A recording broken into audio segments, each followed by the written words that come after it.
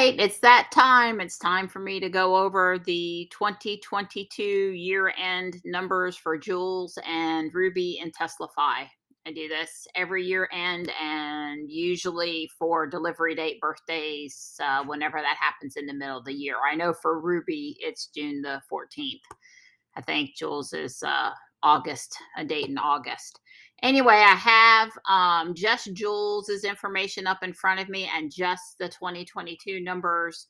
So you'll see that lifetime is 20,188 miles, but the total miles for 2022 is 9,030. So a significant percentage of the miles were in 2022, with things getting back to normal post-COVID lockdowns, and Dawn making 2 trips to, I think I have company in here for Dusty, making 2 trips down to Florida this year. That definitely increased the miles. So you'll see that there were 34 supercharges. That's quite a good bet. That's mostly those 2 Florida trips, and 116 home charges, because Dawn, for a significant number of days out of the year, doesn't really need to charge and doesn't really charge up over 50%. We're set at 80 right now, and I think we have bumped the charge back up due to the cold weather, just in case we needed to use the car to stay warm or entertain ourselves. Now we could probably bump it back down a little bit. Also on this calendar chart, which is what I'm looking at here, you'll see that there aren't a lot of blue bars. And all of that is trying to say is that Dawn didn't do a lot of driving. I think on some of the days where it's only 1 or 2 miles down to the environmental park or back, it may not, like, even sort of almost doesn't show up as a blue bar. But you can see where he made the 2 Florida trips. He made one obviously at the end of May and one obviously toward the end of October. And that's because this is the trip down and this is the trip back. This is the trip down and this is the trip back. There are a couple of other places where there was a little more driving than others here in particular. And that probably has to do with when Ruby was at Tesla service for a few days and I was driving back and forth to downtown Raleigh in Jules. And of course, that would have added a significant number of miles over the trek to the environmental park and back. So, but still, all in all, 9,000 miles for 2022. So that was under calendar, and I just did year in 2022. Let's go look at the fleet and your software updates, because I always think it's really nice to point out how many updates there were in a given year. So far for Jules, she's had 53, with the first one having been, I think I clicked the wrong. Yeah, the first one having been 7/19/2020. So it was July, not August of 2020. But there were a significant number for 2020. Let's count them. 1, 2, 3, 4, 5, 6, 7, 8, 9, 10. There were 10 for Jules in 2022. So that's pretty cool. You'll see the blue number for the regular Tesla release number, and then the red number saying what FSD beta release that it is. We still, along with everybody else, we don't have version 11 yet, but we did get a lot of things rolled into the FSD release and the holiday update. So that's pretty cool. The cars, they just keep on getting better. And the charge summary is something that's definitely worth looking at. I'm going to come in and pick the beginning of 2022 and then the end of 2022. I think I have those right, and re-hit search, and then it's very quick to come back and tell us. So for AC charging, of course, it was home 117 times. JB's house 52 times. Now, that number is really big because Jules and Teslafy and time to charge, it was like topping up the car 1 or 2 miles an hour often while it was parked there for the times that Dawn was there. So that doesn't imply the number of days the car was at JB's house. As a matter of fact, it says the 52 charges occurred in 2 days, 13 hours, and 2 minutes. So, and then of course the average time was a 1 hour charge, but it was doing a lot of topping up. And I think we eventually figured out why that was happening and told it to not do that anymore. Because, at home, we tell it that don't charge during peak time. You can only charge during this window, and the car start at that window and they charge up and they stop, and they don't do that. And at JB's house, there's no advantage to charging off peak. So the car was just charging when it felt like it. And then at his sister's house, he also did some charging. So, or also, as we saw, quite a few 34 charges at 19 different supercharger locations. And you'll see that these were all North Carolina, South Carolina, and Georgia. I just love how we were so consistent about how we added in the names of the superchargers. We were not consistent at all. But anyway, there you'll see those in. Now, I thought I had fixed up everything, and obviously I need to go edit this one and fix that one. It's not hard at all. But so this would be Tesla Supercharger Deltona. I'll just show you how to fix it. Tesla Supercharger Deltona. I think that's Florida. Pretty sure it's Florida. And then come down here to the supercharger icon and click that. And I said, and click that.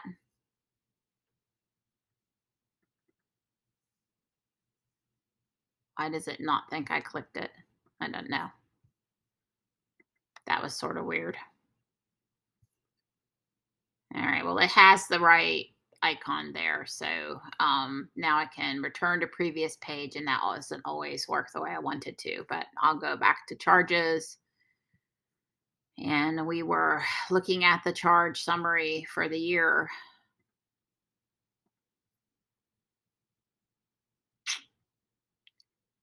That's the wrong year. That's why. 22, December 31st. All right. So anyway, we've got the supercharger. If we go look at screen 2 here, we ought to see Deltona now looks like the rest of them. So I fixed it. We always tell people we do all of our charging at home. And I think in Don's case with Jules, it's the percent of charging of days charging, not the, obviously, since he made 2 longish trips and those were the days where he charged more and drove more, it really sort of skewed his numbers. But if you look at the total days charging on AC versus days charging on supercharger, obviously AC charging is gonna lead there. And we'll look at another map here in a minute, so I'm not going to spend any time on that map. And I will show you guys the battery report. I wouldn't read too much into it one way or the other. I try not to. The blue line is Jules, the green line is the fleet. And 15 vehicles with charges at your current odometer reading the same basic cars. 8 vehicles have a higher range and 7 vehicles have a lower range. Your range is 47% better than similar users. So I guess they're trying to say that Jules is somewhere in the middle. But still, the fleet average is still does looks higher. So you can come down here and see what we're usually charging to. And like I said, lately, I guess it's been 70%. I'm not sure why there's not more. Yeah, here's down to 66%. That is the charge percent. Maybe that's sitting. I don't know. But we can come in trying to see total number of times charged to 100% is 4. And the last time we charged to 100% was last April. So Don's probably due to charge up to 100% again. And the last full charge at 100% was 275.28. So I think the best we ever had right after we got the car was 286. So it's roughly 11 miles less. It's not a significant It's not a significant amount, and it shows we're in the middle. I think it's fine. So it Teslafy uses some methods to come up with where it thinks you are with the other cars that in the fleet in this case means that have Teslafy. Obviously, there's some people that don't have Teslafy installed and it can't compare Jules's range with them. And hey, Dusty, I thought this was cool. I didn't remember seeing this. They update Teslafy all the time, basically with everything that's new. The developer's done an excellent job. But you can see that we were using up our credits. This was Don's trip home from Florida back in October the 23rd, right before they went away. And then the trip we made to ECU, which was our first time paying with Jules, and that was in November the 5th. And it will tell you either what it cost you or the credit miles used if you had a balance of miles. So I thought that was kind of cool that it would show you that. Now, the drive summary is always the one that has the map at the bottom. But again, I'm going to come and put the date, this year's dates. I don't want to see lifetime right now. I just want to see this year's information. And obviously, the top destination is home, right? But the environmental park, Walmart Fuquay, the Greenway, where we walk on the weekends, JB and Susie's house. World champion taekwondo, that's not very high, but that's because I don't normally take Jules to take Johnny to taekwondo. This is Tarboro Street. That's the community center. That's St. Monica's. I need to go in and fix that address. The UPS store, which is also Harris Teeter, St. Augustine's, and South Park. So there's no surprises there as to what you would have expected. And it'll show you the longest drives and the shortest drives and the ones where you use the most battery. And it does have a lot of cool information in there. But you can see the places that Jules go, and in a minute you'll see the places that Ruby goes. I've talked about temperature efficiency in prior years. And basically, when the car is not too hot and not too cold is when the car is the most efficient. And I know Don's going to talk a little bit about the watt hours per mile that we're seeing with Jules. Now, right now, this is showing lifetime, but I don't expect that it changes much. 65 to like 85, the car really likes to be in that range, which is efficiency, with 65 to 70 being the peak driving temperature. And you're going to see a very similar chart for Ruby. Speed efficiency, not too fast is better. So the absolute best, or really they're all really close in here, but it's somewhere between 25 and 45. It's not too bad up to 50. I guess we don't have many driving miles between 50 and 55, right? Because we're either going 45 or we're going 55 to 60. But you can see that as you get up really fast, here's 80 to 85, which was, I'm sure, only a few miles, and that's down to 60% efficiency.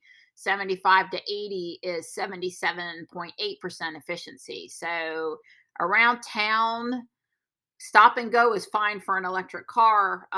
You're going to have good efficiency. And, if you combine around town and really great warmish temperatures, then your efficiency is going to be excellent. And then I think the only other thing in here was lifetime map. And it just shows the map getting a little bit more bold between us and Florida. And it shows the little deviation that poor JB and Don had in trying to get from JB's house over to TeslaCon in Orlando. And it shows the detour coming down, going to our friend Wally's house there in Georgia. So this map over time, it just gets darker with the more places you travel, and you can see the superchargers on the map. And I guess Jules's lifetime watt hour per mile is 281, which is 80 watt hours per mile less than Ruby's, or 70 at least. Ruby's is up somewhere between 350 and 360 for a lifetime. So I will say that when you look at it in the winter when it's cold, it's going to be a little bit higher, or a little bit lower efficiency. And in the summer, it's going to be a little higher. Just, it does kind of depend what time of the year you look at it, because although it's an average, if the average has more warm weather versus cold weather, that can play into that a little bit. I don't think there was anything else I wanted to show you. There are some other. Here's the odometer graph. It's just going to show you when you put the miles on the car. Obviously, it's going up. So it has the 2 road trips in here where there was like a real up. And this is probably when I was driving back and forth to downtown Raleigh, some of these other little dips. But it's a steady climb up with a few walls of road trips mixed in there. It's what you would expect to see. So let me stop this recording, and then I'm going to review Ruby's numbers. All right, here's the calendar view for Ruby. Ruby traveled 19,575 miles in 2022, 110,033 total. Watt hours per mile, it says, was 390. I guess I would question why that is more than I expected, but we can go look at lifetime at some point. Last I knew, it was really between 350 and 360. So that's a bit of a surprise there. There were 19 supercharge visits. We did do a lot of small trips with Ruby, and Johnny and I took Ruby down to Charlotte and back for that one robot event. We had Jules, if you'll remember, for the other robot event. When we went to Hickory, we had Jules, but when we went to Charlotte, we had Ruby. There were 264 charges at home. That probably lines up really nice with me not charging oftentimes on Saturday night, and a little bit of summer, maybe not feeling the need to charge sometimes. But I have gotten back into the habit of charging every night post-COVID lockdown and actually driving most days. So, wow, 693 hours plus of driving in 2022. There's a lot of time spent in the car, and Dawn drives sometimes, but the bulk of that really is me in the car. Although it probably is counting the time there where I'm stopped but not in park doing something, which is, going to be some hours there. You'll see that the map is the bars on the map are much fuller. There's just a couple of gaps this time period in April. I think that's probably partly when Johnny was on spring break, maybe indoor service center visit. I should have written those down, what those were, so I would know for sure where the gaps were appearing. You can see here at the end of the year, while I've been home, while Johnny's been out of school, there's not been a lot of driving. But yeah, it's much fuller than Jules's map for sure. If we go and look at the software updates, Ruby has had a ton of updates, 112 total. And I was looking last night at the number for 2022. 1, 2, 3, 4, 5, 6, 7, 8, 9, 10, 11, 12, 13, 14, 15, 16, 17. So more than Jules, and I don't know why. I don't know why, but anyway, Ruby had a lot of software updates last year. And again, you can see the blue number that everybody sees, and the FSD beta red number that the rest of the fleet sees. But significant enhancements and updates during the year for sure. I didn't show you the live controls for Jules, but I'll just click on that for Ruby, and These are the things that it's currently letting you do from the TeslaFi apps. Used to be when it was harder to set a precise 80%, we would come in here and set it to 80% or 90%, that on the tens. But they've changed the interface now in the app in the car, so it's easier to hit a perfect 10. So we don't do that too much anymore. If we come over here to the charges, the charge summary, you're going to see a lot more home for Ruby. So let me get this to be the January the 1st and then December the 31st and redo the search. And Ruby was charged at home and at Tesla AC. And then for supercharging, I guess, Tesla has both level 2 and supercharger speed up there at Glenwood Avenue. And so both are showing up here in the list. And I do know that they did charge her for me. We did, some definite trips, like here's the one to Charlotte for Ruby. So quite a fair number of supercharger visits for Ruby this year too. And the Pi, 92% of the charging was done at home or at Tesla, that's once or twice, and then 7.9% supercharging. So the Pi looks more like what we tell people. And again, that's because of less miles on Joules and a lot of the miles being at a supercharger. I will show you the battery report for Ruby. Don't gasp.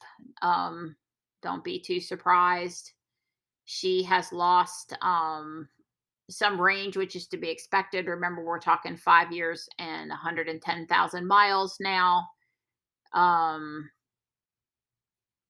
I don't think I've charged her to 100%. Let's just do that first. I have not charged her to 100% since last June, I want to say it was. Yeah, June the 9th.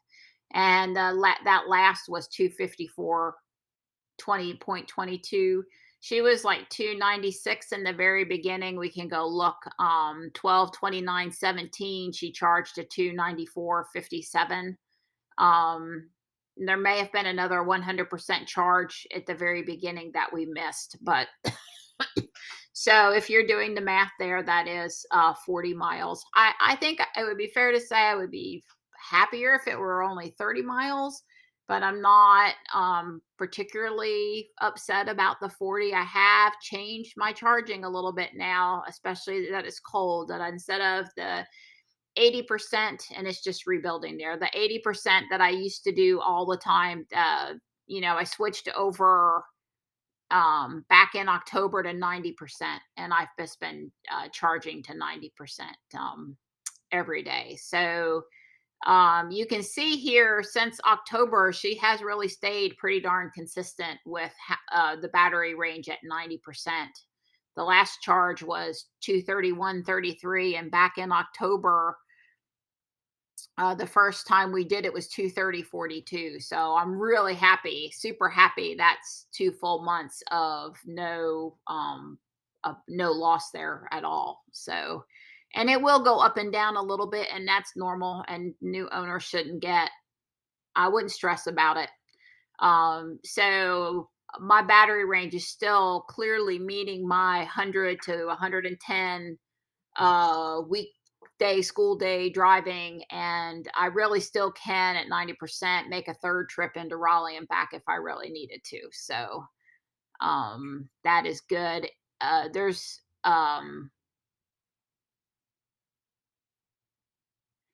only one other car to even compare her to, because she's so, is pretty high miles for a 2017 100D. So one vehicle has a higher range, and that vehicle is saying it's at 271.09. So anyway, I showed it to you. I'm not stressed about it. Don't be stressed about it.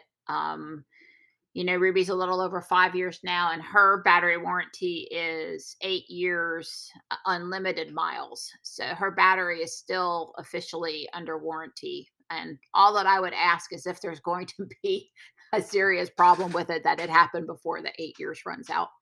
But I got a little time to worry about that yet, so I'm not worried. And the supercharger invoice list, it will just show that Ruby has free lifetime supercharging and that we have not paid. It says credit used, not provided, is how that's listed over here. I don't know why TeslaFi wouldn't just say lifetime or free lifetime supercharging or something there, but um, just for comparison with Jules. The drive summary, it's very similar to Jules. You know, Don and I, we hang out at the same at the same places together. And that's the wrong ending date. That's supposed to be 22/31 search. Um, the only thing that's really moved up is Taekwondo and Guardian Angel. I'm sure and Whole Foods, Guardian Angel's going to show up in Jules's list, but it's going to be down in the 20s or 30, not in the top 10. Longest drive was to the energy camp, the solar farm home. And I'm just seeing if there's anything else in here that looks interesting.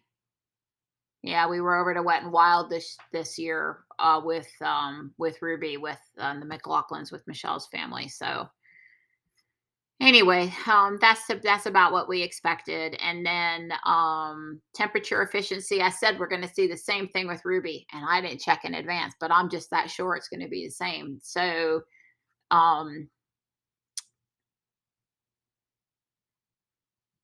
yeah. So when it's reasonably warm, I think this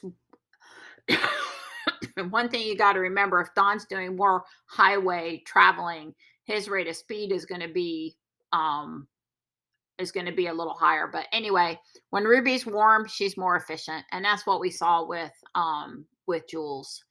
And we also looked at the speed efficiency. Remember, when the car drives slower, it's more efficient. I do a lot of around town driving, and I actually go the speed limit. So, and it is measuring drives over 10 miles too. So that may or may not be picking up Taekwondo drives. But she's definitely more efficient when she goes at a slower speed. And that's what these bars being bigger here. And, you know, the efficiency does drop off at these higher speeds. So it's very comparable. I still feel that was accurate to say to Jules's chart. And a lifetime map. We did add some stuff for Ruby this year. That trip down to Charlotte. I mean, we had been down to Charlotte before with Ruby, went through Monroe and stuff. But we were back down to Charlotte and to the other supercharger this time. I think it's just taken a while to draw the map because we've got 5 years worth of data. It's also possible the garage Wi-Fi hiccuped.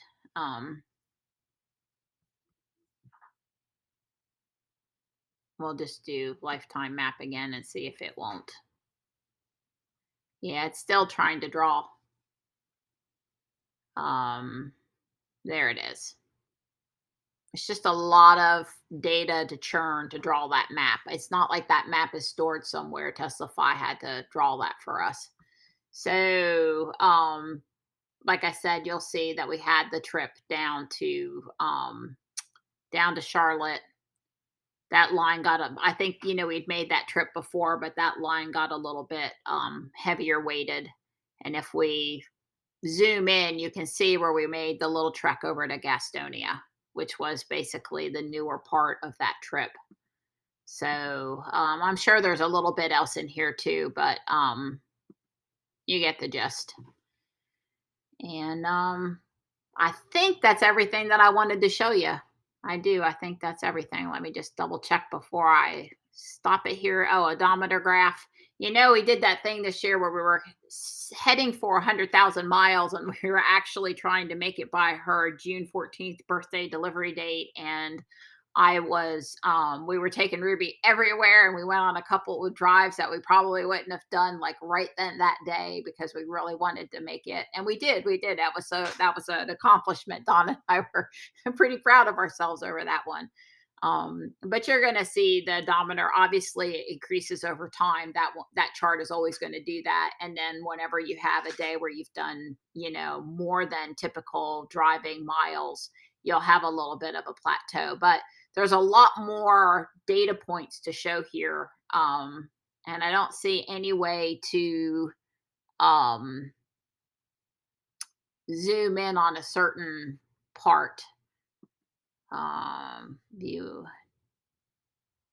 Okay, well, you can download the data if you want to. There is what it's trying to say, but it doesn't. It's just not as zoomed in. You're not seeing some of the walls because of this many more years worth of data here. So looks like my tire pressure is good today, and Ruby's warm because when I came home from the park, it was toasty. So anyway, I hope you enjoyed that walkthrough. I haven't gone into TeslaFi in a while, and it's always sort of fun to show you what's going on in there. And the only view I didn't show yet today that is the view that I typically look at, but I didn't show it today, was the month view or the day view. So we drove Ruby a good bit yesterday, so let's pull up the detail for Sunday. And this is where when you see charts at the end where I tell how many drives and how many miles and what was the efficiency and what was the watt hours per mile, see 365. You got to remember with Ruby too is the watt hours per mile data got thrown out for the first 3-ish years because of when the MCU was updated. That didn't get saved. Maybe it got saved in TeslaFi, but it's not as far as the car is concerned, it wasn't saved inside the car, what you see. But anyway, this is where I get these charts from, is here. And you can see I basically went up to Raleigh and back. And then we went in joules, of course, up to Raleigh and back too. So yeah, this is where I come to look at the daily numbers or the trip numbers whenever I'm showing you information. All right, well, that's a wrap because it's time to get Don's numbers in here too. Okay, so here it is, 2023. So we looked back at 2022 at our electric bill. We are Duke Progress customers, and we are on what's known as the time of use residential rate. And we've been on it since 2017 when we got Ruby. A couple months after that, we got it. So in 2022, our average bill was $230.76, and that is very close to 2019, which was pre-COVID. So our mileage has gone back up now. Now that Marianne's taking Johnny to school every day, like she was doing in 2019. Because in 2020 and 2021, we didn't drive quite as much, and therefore we didn't have quite as large bills because we didn't have to charge. We didn't use as much miles, kilowatt hours for the cars. Anyway, the time of use savings, because we're on time of use versus flat rate, averaged $31.61 a month.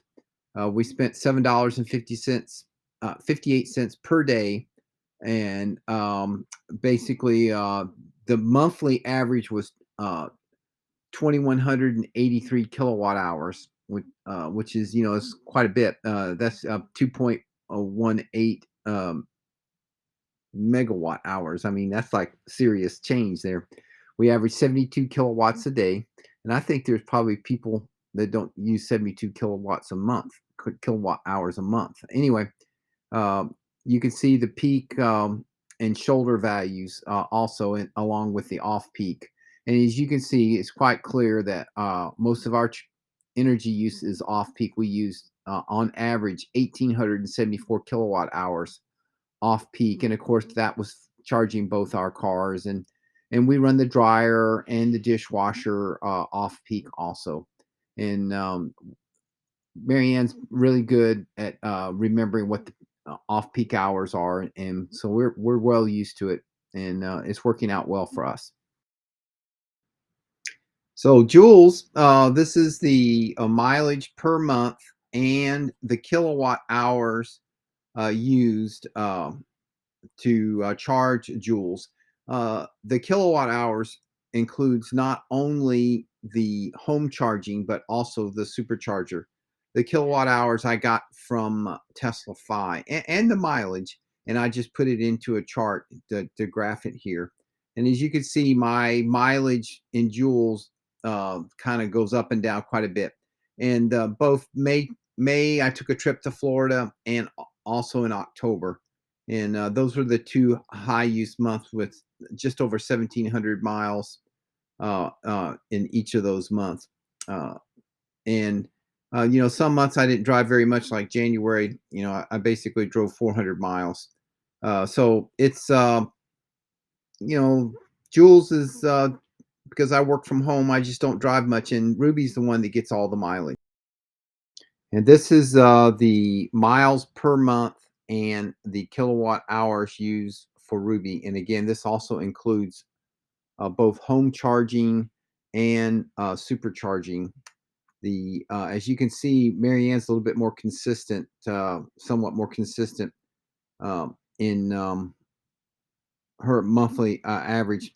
Of course, the like July, Johnny's not in school, so we didn't drive as much. In April, I don't exactly understand why April's a little low. Oh, the service center had Ruby for 10 days while we were Oh, waiting on the steering wheel fix. yeah, I well, couldn't drive my car. yeah, You'll go notice that there's more miles for Jules in April. right. Yes, that's right. Well, Good point. maybe not in April. That might have been when I had the Model 3. Yeah, But in the September when the service center had Ruby, then Jules got more miles. yeah, that makes sense.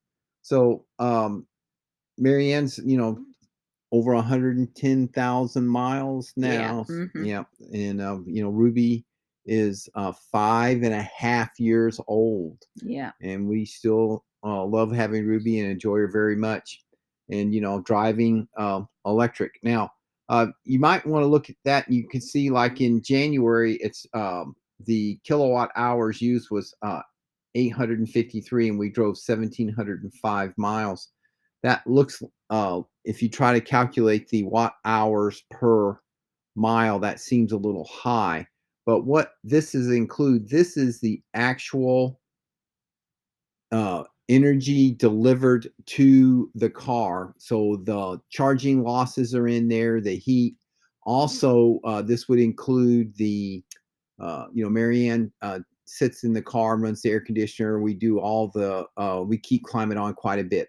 So that's why this is not really the watt hours per mile. So if we were calculating a trip, we wouldn't use this value. But if you want to get a feel for how much uh, more kilowatt hours we use that aren't just for driving, this chart shows that pretty well. Yeah, I found that Tesla Fi said Ruby's efficiency was like 390 or something, and that didn't jive. And that makes sense now because I think Tesla Fi is also calculating everything versus just the driving entries. That's correct. Yeah, okay, makes more sense. We use the smart home devices, uh, um, switches to control the appliances and lights in our house. One of the things that we control with it is the dehumidifier. We have a humidistat on the wall right next to our thermostat, and it controls when the dehumidifier runs. But in addition to that, this little energy switch we have the dehumidifier plugged into, it measures the kilowatt hours used per month. And I've created a chart here, and I overlaid both 21 and 2022. Uh, 2021 is in blue, and 2022 is in red. And you can see here that the dehumidifier gets pretty serious in the summertime, in that August time frame.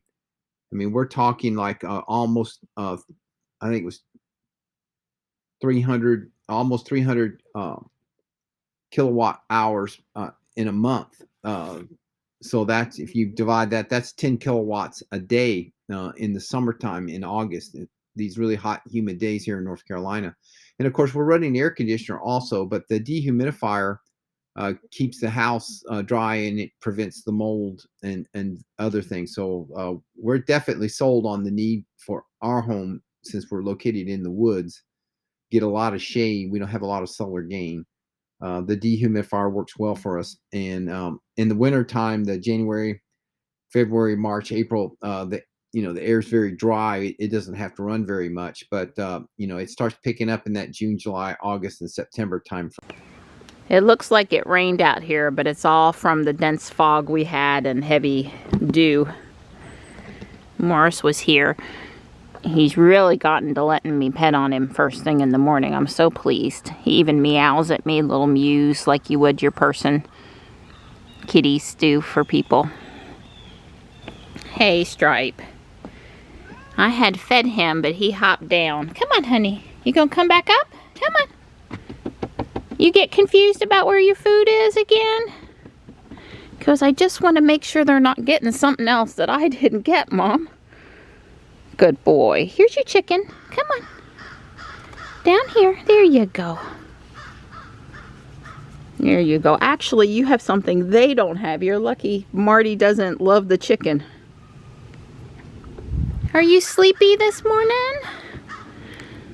Hi. Hi, Sleepy. I'm here with my little love bug this morning. I love how excited Dusty is to see me. It's a good boy. I've continued to play the calming cat music playlist. Psst, psst. Dusty, this way. Psst, psst. Everybody wants to see your pretty face. Here you go. The calming cat music that Amazon has on A. He really likes it. There's a lot of outside sounds and other kitties purring, and he really seems to take to it well. Darn it, Grace not up here this morning. Now, after we got back from picking up Johnny last night, I was rustling Legos in the foyer closet, and she was at the door. And I came out and I sat down in my chair, mine and Johnny's chair, and she came and got in her chair.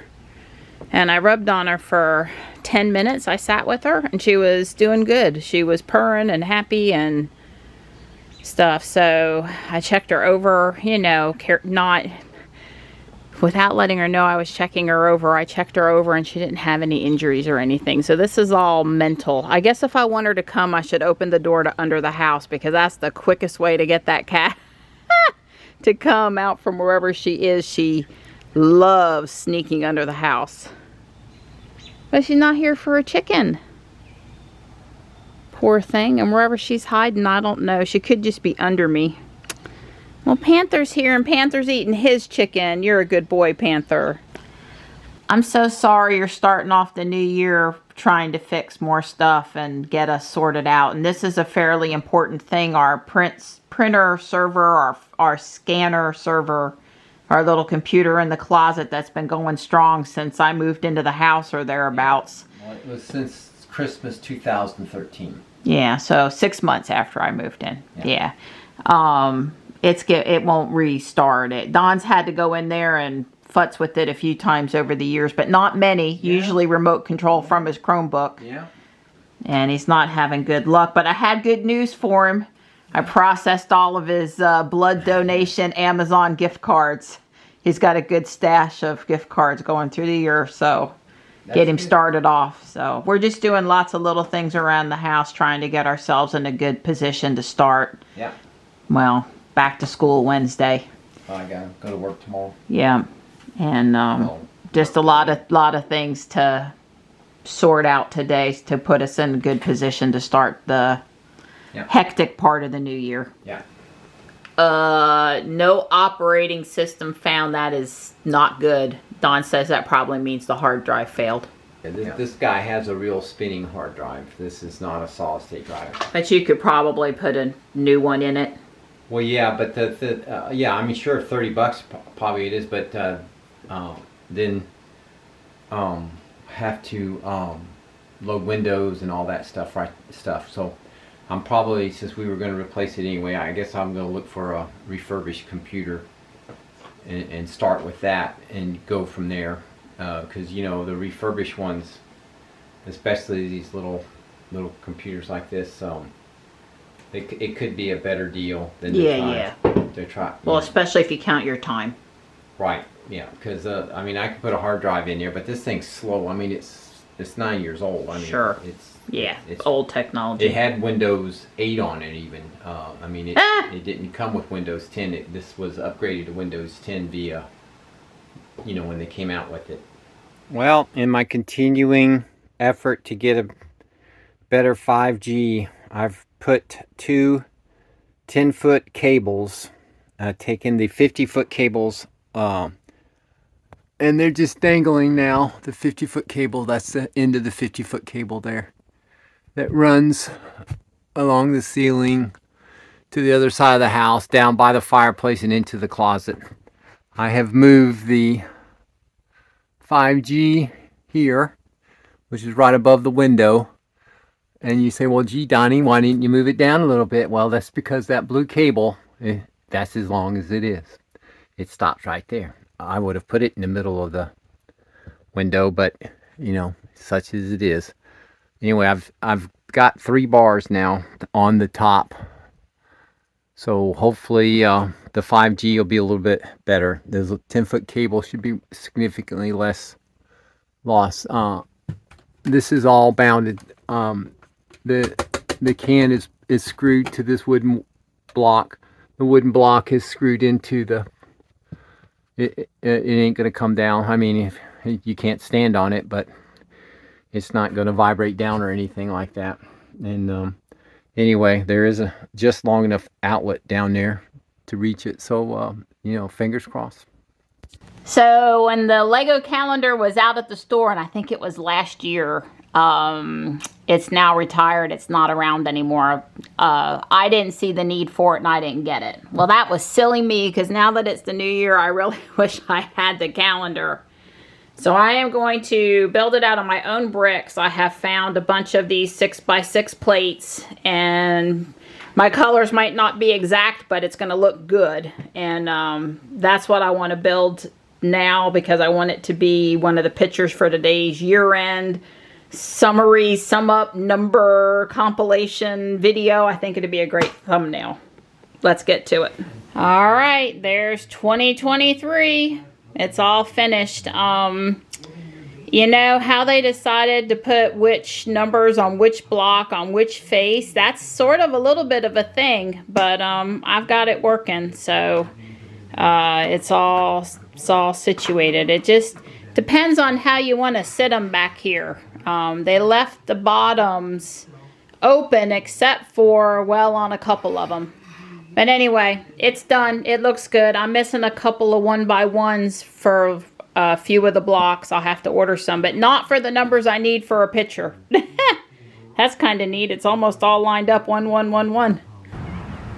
Ruby and I are here at the park. Couldn't let day number 2 of the new year go, and already have missed the day of walking. Don is resting after having worked on project after project, and so I snuck out on my own. This Model Y was parked there when I pulled in. I think it's probably the guy on the, what is it, a longboard? Electric longboard. I don't know. I haven't seen the owner yet. Different wheels than Jules. It's not Jules.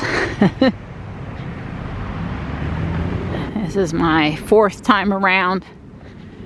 I'm fixing to hit the 1 mile mark. It's just after 5 o'clock. I'm going to be pushing it to walk as far as normal, as far as I'd like before it's pretty dark. And then be lights in the parking lot, but I don't think the lights will be on too close over here by the track. You wouldn't know it was celebratory first day of the year. Here comes a Model 3. I waved. I was trying to see if that was our friends from the environmental park. I don't think so.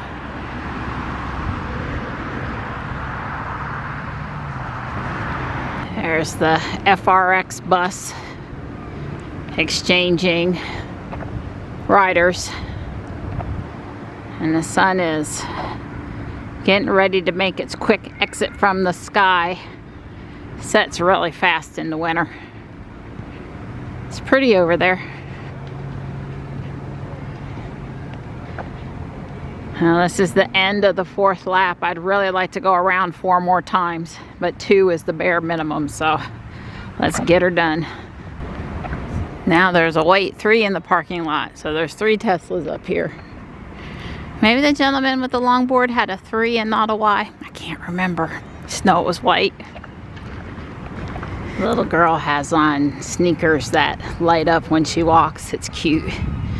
It's 5:30. I'm at 2.23 miles and I've been walking for 53 minutes. So 1 more lap and that's it. I'm out of here. The couple driving the Y came back. So I got to see who it was. They drove past Ruby and checked her out on the way out of the parking lot. The Model 3 owner that came late left early. I didn't see who got in or out of the car.